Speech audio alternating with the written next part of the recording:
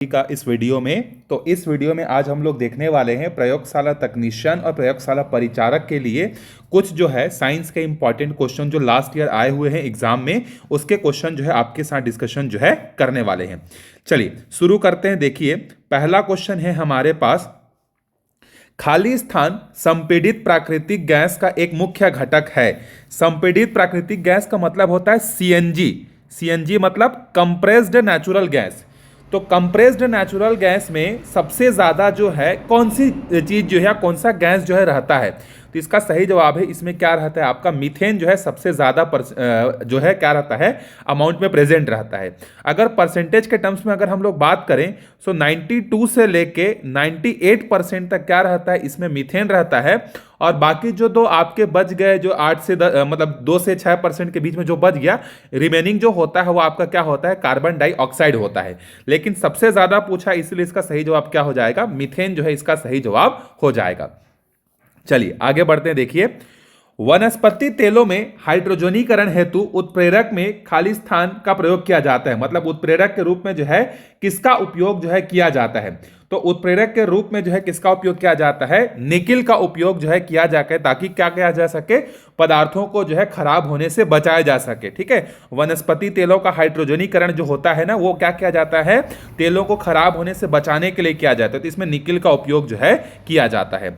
चलिए 53वें प्रश्न पे चलते हैं। देखिए एक वस्तु को ऊर्ध्वाधर ऊपर की ओर फेंका जाता है। मतलब अगर ये जमीन है तो जमीन से हम क्या करते हैं, उसको ऊपर की तरफ जो है इस तरीके से फेंक रहे हैं। ठीक है, और वह 10 मीटर की ऊंचाई तक जाता है। जब हमने उसको फेंका तो कितना ऊपर गया, वो 10 मीटर ऊपर गया।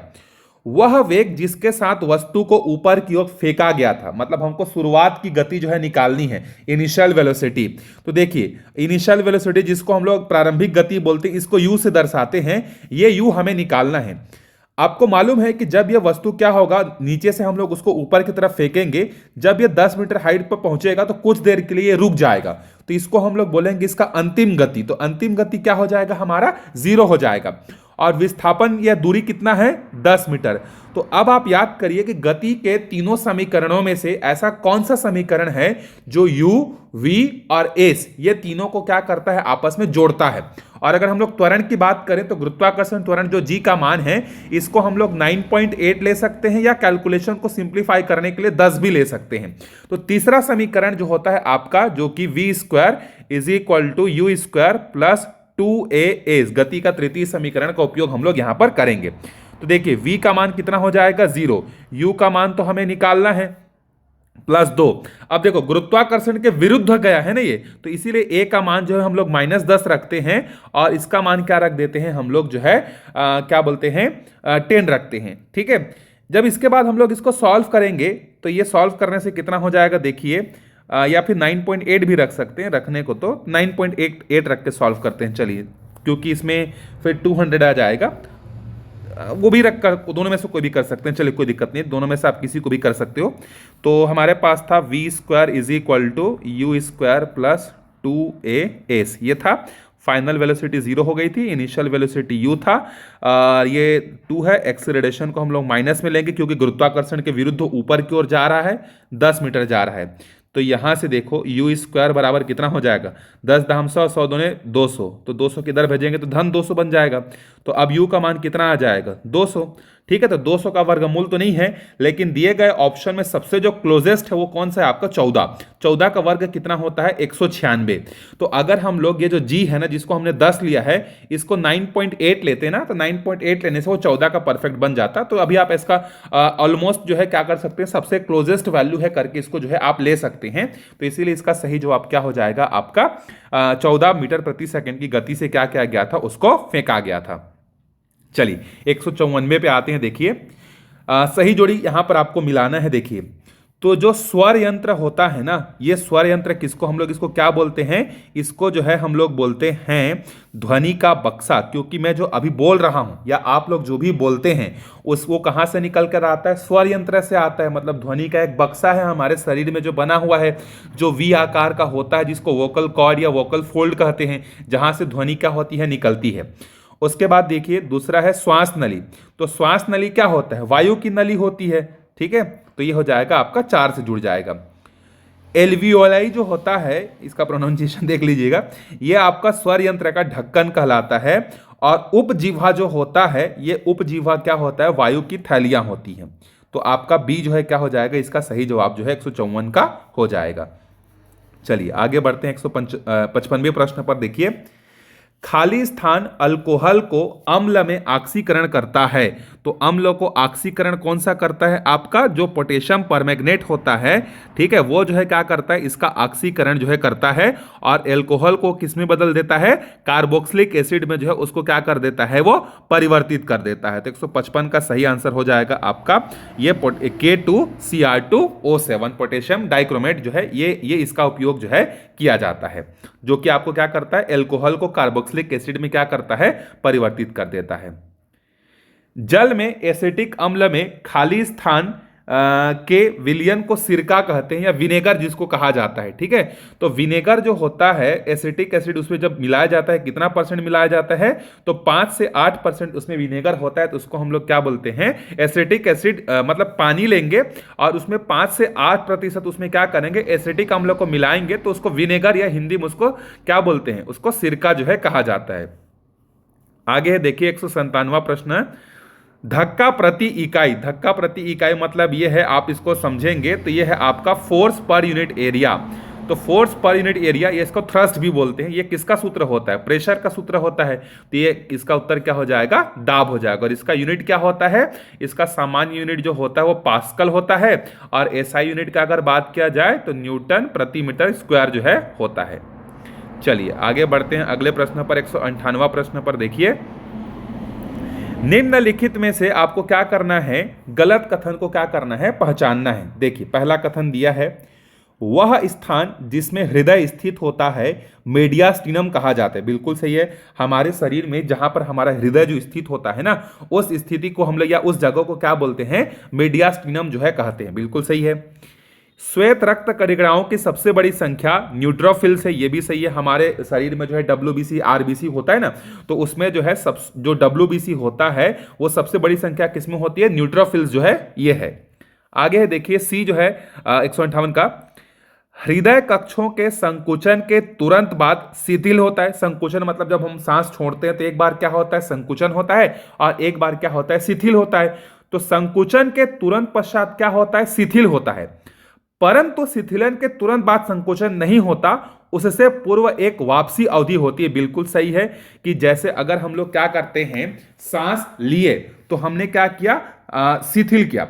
सांस लिया मतलब संकुच हुआ। संकुच हुआ मतलब देखिए, मतलब एक सामान्य भाषा में ये जैसे एक नॉर्मल गुब्बारा है, इसको हम लोग दबाएंगे तो क्या हो जाएगा, संकुचन हो जाएगा। इसको छोड़ेंगे तो ये क्या हो जाएगा, शिथिल हो जाएगा।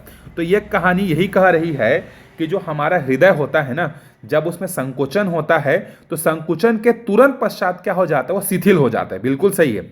लेकिन शिथिल होने के बाद तुरंत जो है संकुचन नहीं होता, उसमें कुछ समय लगता है। तो ये बात आपका सही है। आगे बढ़ते हैं, फुसफुस धमनी से कोरोनरी धमनियों का एक युग्म हृदय भित्ति को रक्तापूर्ति करने के लिए निकलता है। गलत है, ये उल्टा दिया हुआ है। तो डी इसका सही आंसर हो जाएगा, क्योंकि गलत कौन सा है ये पूछा है इसमें। थोड़ा सा बायोलॉजी में मैं आपको बता देता हूँ, एक्सप्लेनेशन थोड़ा सा मैं कम करूँगा, क्योंकि बायोलॉजी जो है उसमें एकदम डिटेल से मुझे एक्सप्लेनेशन जो है नहीं आता, उसमें स्ट्रांग नहीं है वो। तो मैं आपको सही आंसर बस बता दूंगा। आप चाहे तो क्या कर सकते हैं, इस क्वेश्चन का डिटेल जो है आप क्या कर सकते हैं, अलग से भी जो है देख सकते हैं बायोलॉजी के लिए। 159 वाले क्वेश्चन पे चलते हैं। देखिए 159 वाला क्वेश्चन है यहाँ पर, इथेनोइक अम्ल एब्सोल्यूट इथेनॉल के साथ अम्ल उत्प्रेरक की उपस्थिति में क्रिया करके जो है क्या बनाता है, तो यह बनाता है आपका एस्टर जो है क्या करता है, ये बनाता है। जैसे देख लीजिए, इथेनोइक अम्ल मतलब ये हो जाएगा CH3COOH, और किसके साथ रिएक्शन करेगा, इथेनॉल के साथ। इथेनॉल मतलब C2H5OH। जब ये दोनों आपस में क्रिया करेंगे ना, तो क्या बनेगा आपका यहाँ पर एस्टर जो है बनेगा, जिसको एस्टरिफिकेशन भी जो है कहा जाता है। CH3COOC2H5, इसको एस्टरिफिकेशन जो है कहा जाता है। चलिए आगे बढ़ते हैं। 159, ये इंग्लिश वाला क्वेश्चन हो गया आपका। ये हिंदी वाला देखिए, एक नियत बल 2 सेकेंड की अवधि तक 5 किलोग्राम द्रव्यमान की एक वस्तु पर लगता है। यह वस्तु के वेग को 3 मीटर प्रति सेकंड से 7 मीटर प्रति सेकंड बढ़ा देता है, तो अनुप्रयुक्त बल का परिणाम क्या होगा। देखिए, आपने पढ़ा होगा F बराबर क्या होता है, द्रव्यमान गुणित त्वरण होता है, और त्वरण क्या होता है, अंतिम गति माइनस प्रारंभिक गति बटे में समय होता है।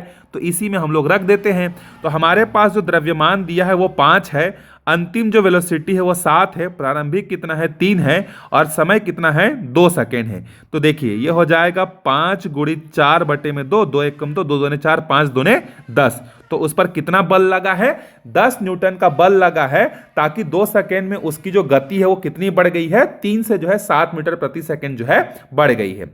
चलिए 161वें प्रश्न पर आते हैं। देखिए 161वां प्रश्न क्या पूछा जा रहा है, धमनियां क्या होती हैं। तो जो धमनियां होती हैं ना, ये मोटी भित्ति वाली होती हैं, और उनमें हाई प्रेशर के साथ जो होता है ब्लड क्या होता है, उसमें फ्लो होता है, मतलब बहता है। तो 161 का बी हो जाएगा। चलिए, ऑक्टेव का नियम केवल खाली स्थान तक लागू होता है। तो ऑक्टेव का जो नियम है ये कहां पर लागू होता है, आपका सिर्फ और सिर्फ जो है ये कैल्शियम तक जो है लागू होता है। ऑक्टेव का नियम क्या होता है, इसको जो है न्यूलैंड नामक एक जो है वैज्ञानिक है उसने दिया था। जब तत्वों को क्या किया जाता था, पीरियोडिक टेबल में अरेंज करने के लिए अलग अलग लोगों ने अलग अलग आइडिया दिया। उस समय न्यूलैंड नामक वैज्ञानिक ने जो है क्या किया था, ऑक्टेव वाला जो है रूल दिया था। इसमें इन्होंने कहा था कि अगर हम लोग जितने भी परमाणु या जितने भी तत्व हैं, अगर उनको हम लोग उनके बढ़ते परमाणु भार के आधार पर अगर रखते हैं, 1 2 3 4 5 6 7 8, फिर 9 10 11 12 13 14 15 16, तो उन्होंने ये कहा था कि बढ़ते हुए परमाणु भार के आधार पर जब हम लोग रखते हैं, तो 8वें नंबर का परमाणु क्रमांक और उसके बाद आने वाला, मतलब हर 8वां के बाद आने वाला जो परमाणु क्रमांक होता है उसकी जो प्रॉपर्टी होती है वो क्या होती है, सेम होती है। मतलब जैसे 8वां आ गया, 8वां के बाद जो भी अगला आएगा, फिर उसके बाद वो अगला आएगा, उनकी जो प्रॉपर्टी होगी वो क्या होगी, बिल्कुल सही होगी। मतलब जैसे संगीत से आप जोड़ सकते हैं इसको, जैसे सा रे गा मा पा धा नी के बाद फिर क्या आता है, सा आता है। तो पहले वाले की गति और 8वें के बाद वाले की जो गति है ना, वो मतलब जो प्रॉपर्टी है ना, वो बिल्कुल सही होती है। ये ऑक्टेव नियम कहलाता है। मतलब पहले नंबर पर जो भी परमाणु क्रमांक होगा और 8वां के बाद जो भी अगला आएगा, उसकी जो प्रॉपर्टी हो पहले वाले से क्या होती है, बिल्कुल मैच होती है। इसको किसने दिया था, इसको न्यूलैंड ने दिया था। और ये कहां तक के लिए सही है, कैल्शियम तक के लिए जो है क्या है, ये सही है। चलिए आगे बढ़ते हैं। देखिए 163वें वाले प्रश्न पर देखिए, वेग समय ग्राफ के अंतर्गत जो क्षेत्रफल दर्शाता है, किस मतलब क्षेत्रफल जो होता है किसको दर्शाता है। मतलब अगर हम लोग एक ग्राफ बनाते हैं इस तरीके से, वाई एक्सिस और एक्स एक्सिस में, जहां पर एक साइड जो है वेलोसिटी है, दूसरे साइड जो है क्या है, आपका समय है। तो वेलोसिटी टाइम ग्राफ के अंतर्गत ये जो भी क्षेत्रफल आता है ना, ये क्षेत्रफल किसकी गणना करता है, तो ये क्षेत्रफल जो है तय की गई दूरी या विस्थापन का जो है क्या करता है, अध्ययन जो है करता है। तो डी जो है इसका सही उत्तर हो जाएगा। चलिए 164वें प्रश्न पे चलते हैं। देखिए ये आपको दिया हुआ है, सेला टर्किका जो होता है ये क्या होता है। तो जो सेला टर्किका होता है ना, ये हमारे जो है क्या बोल सकते हैं, खोपड़ी का आधार होता है, ठीक है, जिसमें पिट्यूटरी जो एक ग्रंथि है, पिट्यूटरी ग्रंथि, जो इस पर क्या होती है, स्थित होती है। तो इसका सही जवाब हो जाएगा आपका 164 का, पीयूष ग्रंथि के एक क्षेत्र के लिए स्पेनॉइड हड्डी में धसाव। इसको आप डिटेल में देख लीजिएगा, बायोलॉजी थोड़ा सा वीक है तो मैं आंसर बता दे रहा हूं आपको, बाकी आप उसको देख सकते हैं। 165वें प्रश्न पे चलते हैं। देखिए, आधुनिक आवर्त सारणी नियम कहता है तत्वों की विशेषताएं उनके खाली स्थान का एक आवधिक फलन है। मतलब जो अभी हम लोग वर्तमान में जो मॉडर्न पीरियोडिक टेबल पढ़ते हैं, उसमें जो तत्व जो 118 तत्व हैं, कुल कितने तत्व हैं वहां पर, 118 तत्वों को जो है रखा गया है। तो उन तत्वों को रखने के पीछे का कोई कारण होगा, तो वो किस कारण के आधार पर जो मॉडर्न पीरियोडिक टेबल है जिसमें 118 तत्व शामिल है, वो किस गुणों के आधार पर रखा गया है। तो आंसर उनके परमाणु क्रमांक के आधार पर जो है रखा गया है। पहला परमाणु क्रमांक वाला पहले स्थान पर आएगा, दूसरा परमाणु क्रमांक वाला यहाँ आएगा, फिर है जैसे हाइड्रोजन का 1 है तो वो पहले आएगा, हीलियम का 2 है बाद में आएगा, फिर लिथियम का 3 है वो बाद में आएगा। Lithium, hydrogen, helium, lithium, beryllium, boron, carbon, nitrogen, oxygen, fluorine, neon, sodium, magnesium, इस तरीके से। तो ये सारे तत्व जो अरेंज है ना, ये किस गुण के आधार पर अरेंज है, ये उनके परमाणु संख्या के आधार पर जो है अरेंज है। देखिए अगर हम बोलते हैं कि कोई एक तत्व है, मान लेते हैं X, इसका परमाणु क्रमांक जो है 20 है, तो अगर हम लोग बोलते हैं कि इसका परमाणु क्रमांक 20 है, इसका कहने का तात्पर्य क्या है कि उस परमाणु में जो है 20 इलेक्ट्रॉन है और 20 ही क्या है वहां पर प्रोटॉन है। तो बेसिकली किसी भी तत्व का जो परमाणु क्रमांक होता है वो यह बताता है कि उस तत्व के परमाणु में जो है उतने नंबर ऑफ इलेक्ट्रॉन है और उतने नंबर ऑफ क्या है प्रोटॉन है। ठीक है, ये जो है बताया जाता है। चलिए 166वें प्रश्न पे हम लोग चलते हैं। रुकी हुई रेलगाड़ी 5 मिनट में 72 किलोमीटर प्रति घंटा की वेग को प्राप्त करती है। यह मानते हुए कि त्वरण एक समान है, वह वेग प्राप्त करने के लिए रेलगाड़ी द्वारा तय की गई दूरी है। मतलब देखो, एक रेलगाड़ी पहले रुका हुआ है, तो रुका हुआ है इसका कहने का मतलब यह है कि उसकी शुरुआती जो गति है वो क्या हो जाएगी, शून्य हो जाएगी। और अंतिम गति जो v है वो दिया है हमें 72 किलोमीटर प्रति घंटा। तो किलोमीटर प्रति घंटा को अगर हमें क्या करना है, मीटर प्रति सेकंड में बदलना है, तो हमें क्या करना पड़ेगा, यहां पर जो है 5/8 का गुणा करना पड़ेगा 18 का, 18 चौके 72, 5 चौक 20, तो 20 मीटर प्रति सेकंड। आपको याद होगा शॉर्टकट ट्रिक कि किलोमीटर प्रति घंटा को जब मीटर प्रति सेकंड में बदलना होता है तो 5/18 का गुणा कर देते हैं, जिससे वो क्या होता है, मीटर प्रति सेकंड में बदल जाता है। और समय कितना दिया है हमें, 5 मिनट जो है समय दिया हुआ है। ठीक है, तो पहले तो हम लोग यहां से क्या करते हैं, त्वरण की गणना करते हैं। तो त्वरण की गणना करने के लिए गति के पहले समीकरण को उपयोग में लाएंगे, v बराबर u प्लस at। अब देखिए अंतिम गति कितना है 20, प्रारंभिक गति कितना है 0, a का मान तो हमें निकालना है और हमें जो समय दिया वो मिनट में दिया है, तो उसको सेकेंड में बदलेंगे तो 5 × 60 करेंगे तो कितना हो जाएगा, 300 हो जाएगा। तो यहां से त्वरण का मान कितना आएगा, देखो 20/300, इसका मतलब 1/में कितना आएगा, 15 मीटर प्रति सेकेंड। ठीक है, यह हमारा त्वरण आ गया। त्वरण ए का मान कितना आ गया, 1/15।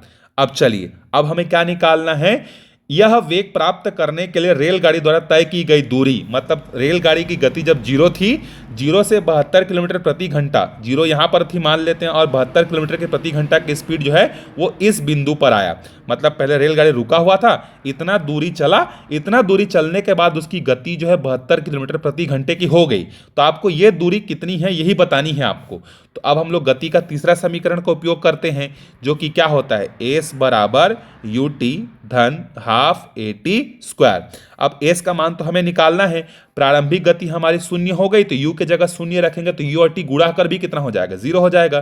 फिर एक्सीलरेशन जो है अभी हमने निकाला है, कितना आया है 1/15, और समय कितना है 5 को अगर सेकंड में बदलेंगे तो कितना हो जाएगा 300, तो 300 की घात में 2। तो जब हम लोग इसका गणना करेंगे तो ये आएगा 3000 मीटर, लेकिन ऑप्शन किलोमीटर में दिया है, तो 3000 मीटर का मतलब क्या हो जाएगा, 3 किलोमीटर। मतलब वो जो रेलगाड़ी है जब वो खड़ा था तो खड़े होने के बाद जब वो 3 किलोमीटर चला तब उसकी गति जो है कितनी पहुंच पाई, 72 किलोमीटर प्रति घंटे जो है पहुंच पाई। तो 3 किलोमीटर इसका जो है क्या हो जाएगा, उत्तर जो है हो जाएगा।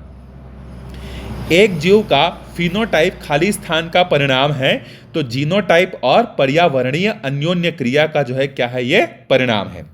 168वें प्रश्न पे चलते हैं। देखिए, जो सिलिकॉन है, सिलिकॉन क्या होता है आपका, जो सिलिकॉन होता है यह आपका उपधातु होता है, मतलब मेटलॉइड होता है। मतलब इसमें मेटल की भी प्रॉपर्टी होती है और नॉन मेटल की भी क्या होती है, प्रॉपर्टी होती है। ठीक है, और ये जो है आपका सेमीकंडक्टर की तरह जो है क्या किया जाता है, इसका इलेक्ट्रॉनिक कंपोनेंट्स बनाने में इसका उपयोग जो है किया जाता है।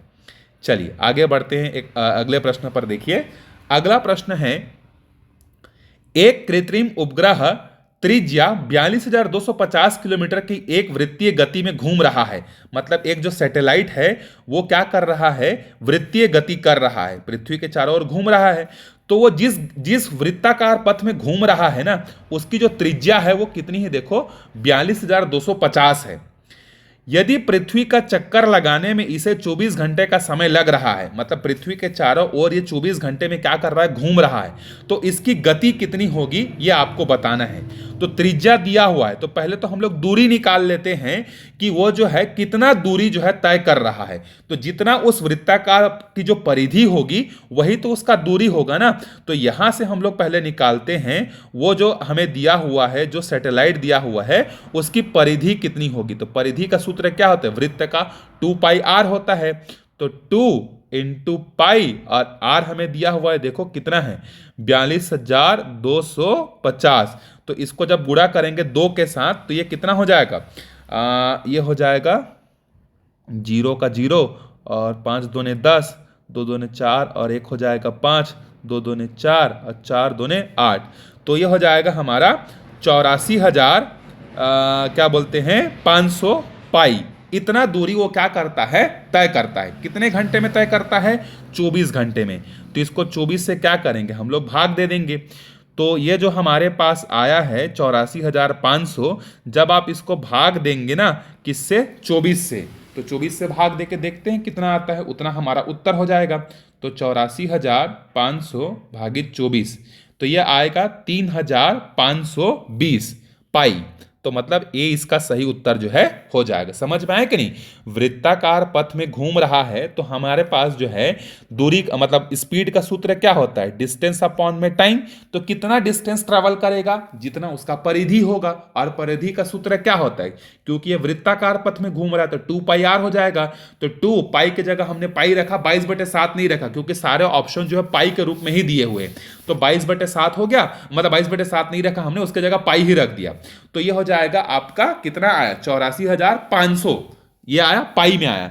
फिर हमने क्या किया, डिस्टेंस अपॉन समय, समय कितना दिया 24 घंटे, क्योंकि हमारे सारे ऑप्शन किलोमीटर प्रति घंटे में है तो उसको बदलने की जरूरत नहीं पड़ेगी। तो यहां से हमारा उत्तर आ गया 3,520 पाई प्रति किलोमीटर की गति से क्या कर रहा है, वो घूम रहा है। चलिए 170वें प्रश्न पर चलते हैं हम लोग। देखिए ये बायोलॉजी का क्वेश्चन है, ये मुझे इसका आंसर नहीं मिला तो इसको मैं छोड़ दे रहा हूं। जिसको पता होगा वो एक्सप्लेनेशन के साथ जो है आप यहां पर अपना आंसर जो है डाल सकते हैं। चलिए 171वें प्रश्न पर आते हैं। देखिए 171वां प्रश्न है, श्रृंखलन खाली स्थान यौगिकों में देखा जाता है। श्रृंखलन का मतलब होता है कैटिनेशन। कैटिनेशन मतलब कौन सा परमाणु जो है क्या कर सकता है, यौगिक बनाने के लिए कितना लंबा जो है, कितना लंबा चैन बना सकता है। तो सबसे ज्यादा जो चैन बना सकता है वो कौन है, कार्बन। आपने पढ़ा भी होगा कि कार्बन के बहुत सारे इस तरीके से लंबे लंबे जो है चैन बनते हैं, ठीक है। कार्बन के सबसे ज्यादा चेन बनते हैं, जैसे C6 हो गया, C12, इस तरीके से एल्केन एल्काइन एल्केन में बहुत सारे बनते हैं कि नहीं बनते हैं। तो सबसे ज्यादा जो कैटिनेशन प्रॉपर्टी है या श्रृंखलन मतलब या श्रृंखला बनाने के जो गुण होती है वो कार्बन में होती है, ठीक है। सिलिकॉन में भी होती है, लेकिन सिलिकॉन और कार्बन के कंपैरिजन में देखा जाए तो कार्बन का जो बॉन्ड होता है वो सिलिकॉन से ज्यादा स्ट्रांग और ज्यादा लंबा होता है। इसीलिए हम कार्बन को जो है क्या करेंगे, इसका सही उत्तर जो है लेंगे। चलिए 172वें प्रश्न पे चलते हैं हम लोग। देखिए एक आदमी जमीन से 15 किलोग्राम का एक सामान उठाकर अपने सिर पर रखता है जो जमीन से 1.5 मीटर ऊपर है। तो उसके द्वारा सामान पर किया गया कार्य, अब देखिए सामान पर किया गया कार्य जो है यहां पर क्या हो जाएगा, W बराबर बहुत सारे सूत्र होते हैं। तो यहां पर स्थितिज ऊर्जा थी, इसीलिए हम लोग यहां पर mgh का यूज करेंगे।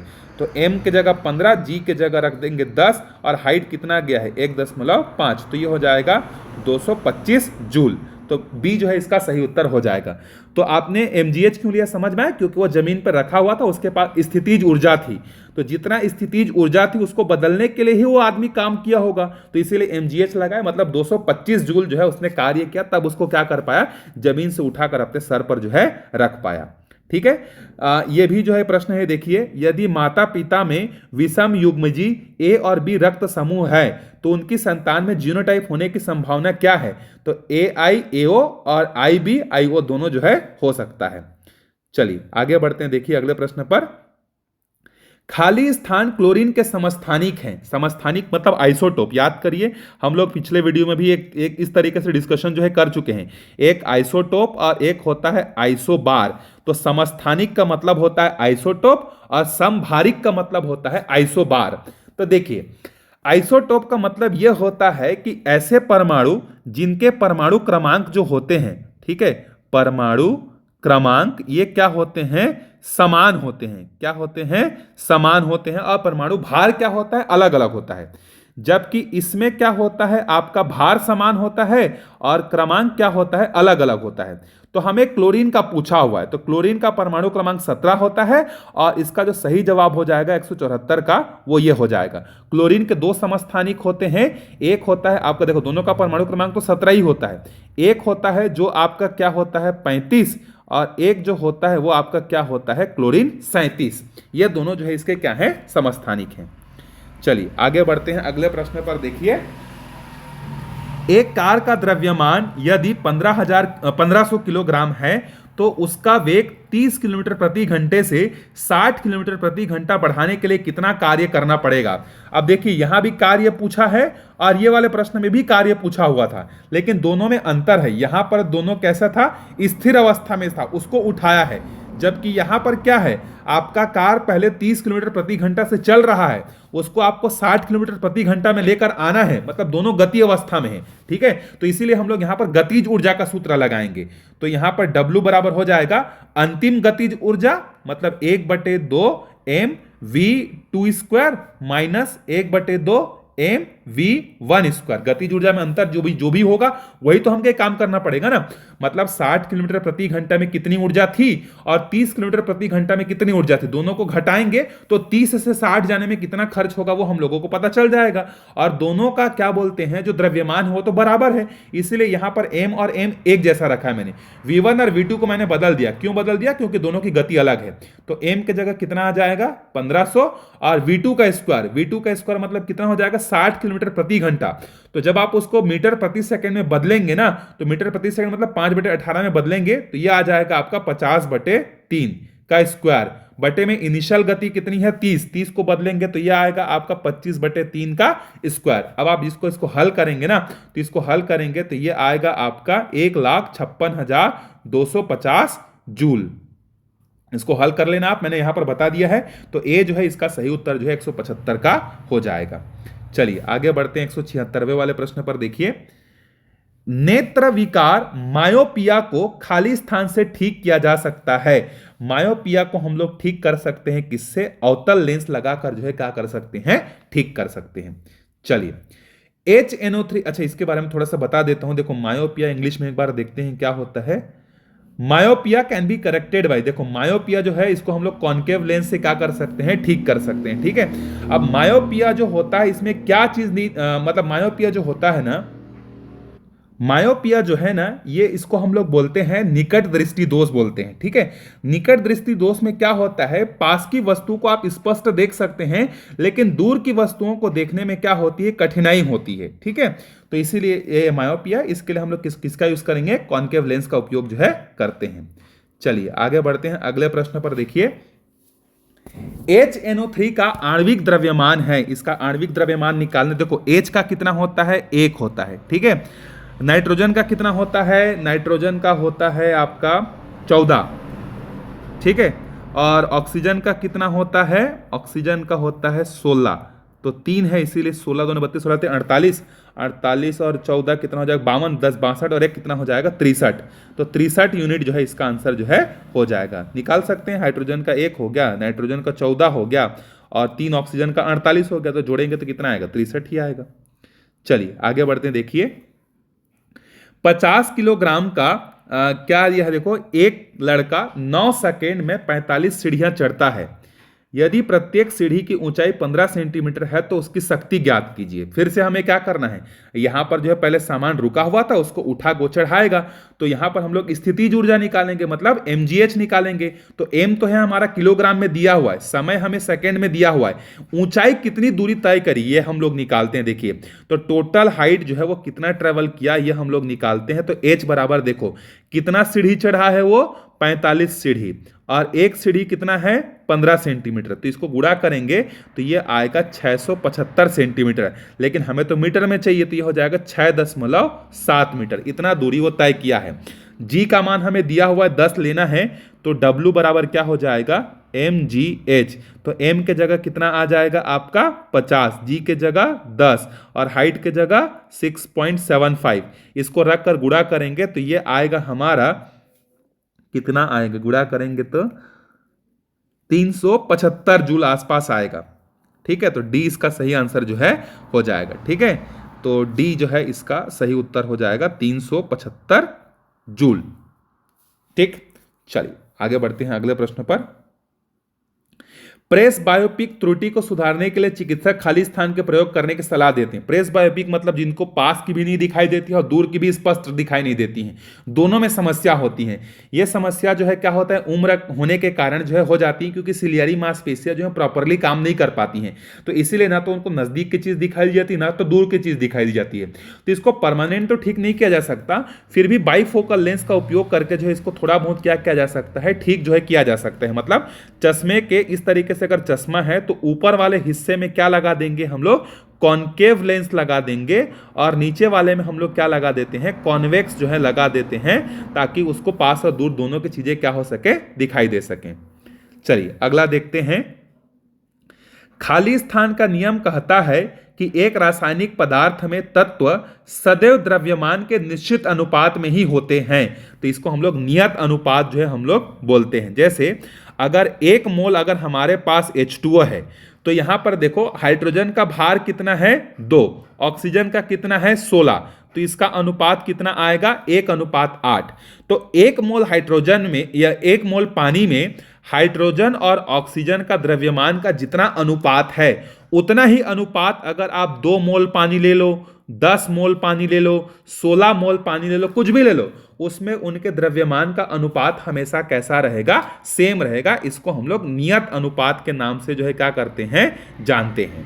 तो इसका आंसर बी हो जाएगा। चलिए आगे बढ़ते हैं। 181वें वाले प्रश्न पर देखिए, एक विशेष तापमान पर ध्वनि किस माध्यम में सबसे तेज चलती है।